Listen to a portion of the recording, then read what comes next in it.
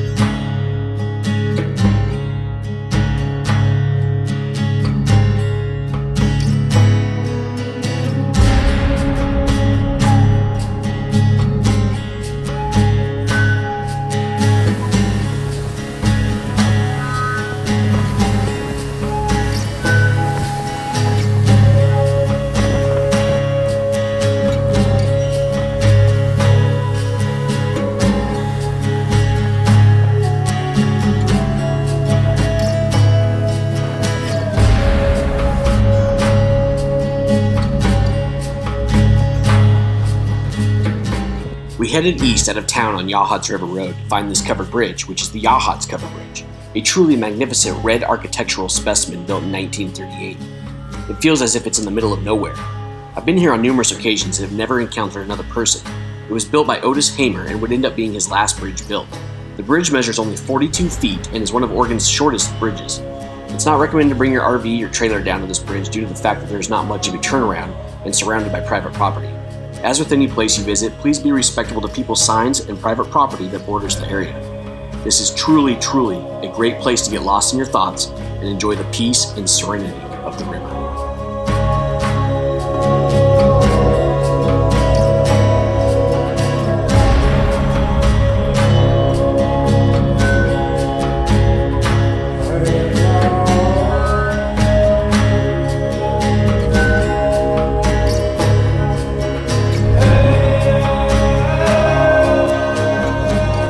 Next up is Amanda's Trail, a fantastic trail that runs a little over 3.5 miles from Yachats up to the top of Cape Perpetua.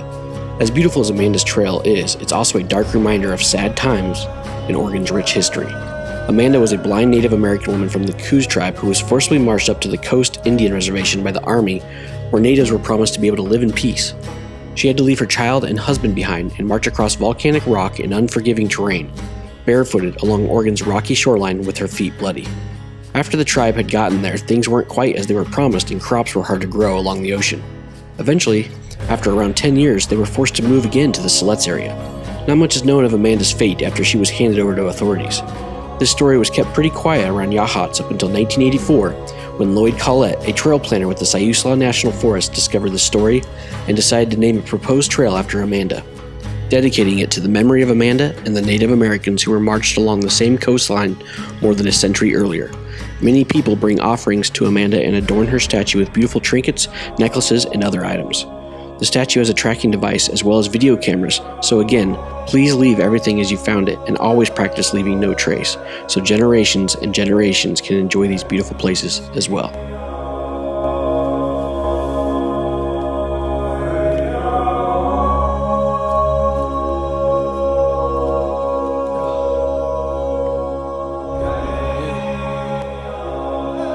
Cape Perpetua has around 26 miles of out-of-this-world nature trails that lead to beaches, vistas, and amazing tide pools beaming with life.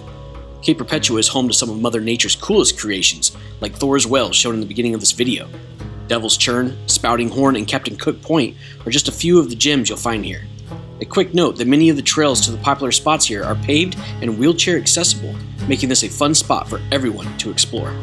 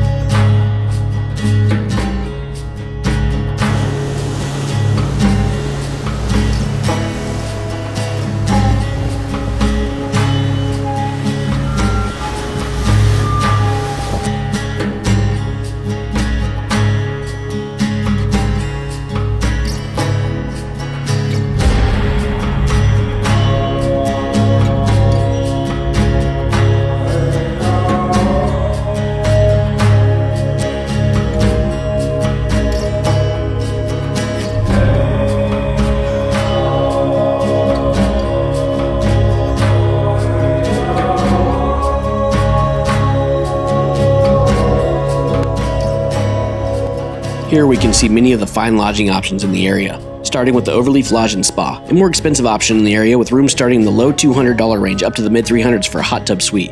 Just don't use shampoo for bubbles in the jacuzzi, we found out the hard way. The next place we can see is the Fireside Motel, a lower budget option, but don't let that fool you. Fireplaces, ocean views in most rooms, and has pet-friendly options as well. Prices are about half that of the Overleaf. From the end of October to spring break, you can bring in canned food to receive an additional 20% off your stay.